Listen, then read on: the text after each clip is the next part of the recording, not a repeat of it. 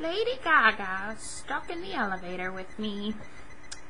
So, Lady Gaga, why is your name Gaga? Gaga sounds like something that my granddaughter said before she could speak real words.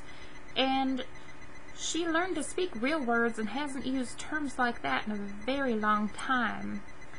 I have read on the TV guide that you seem to dress in questionable fashion, like you have dresses made of meat, and you wear an awful lot of makeup, and you're such a pretty girl. You don't need all of that makeup to hide yourself.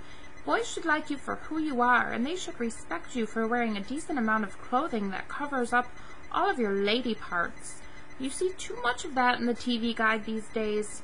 I don't even want to talk about that MTV or VH1 or whatever else these shows are that your generation is watching and participating with.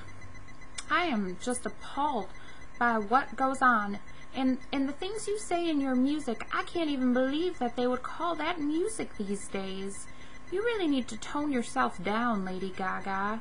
What's your real name? Don't you have a nice name like Nicole or Michelle or Jessica? Maybe even something that was in the Bible? Back in my day, we didn't have names like Lady Gaga. We had real names like Helen and Ruth and Gertrude.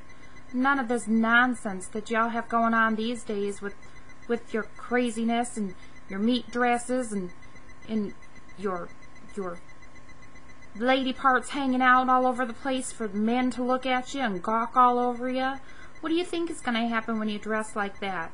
It's not good. It's not a good example to be setting for my grandchildren, and they look up to people like you, although I can't for the life of me figure out why. I guess it's because that's what kids call music these days. They don't have the same kind of music that we had back in my day when I was listening to the Rat Pack and Frank Sinatra and Tony Bennett.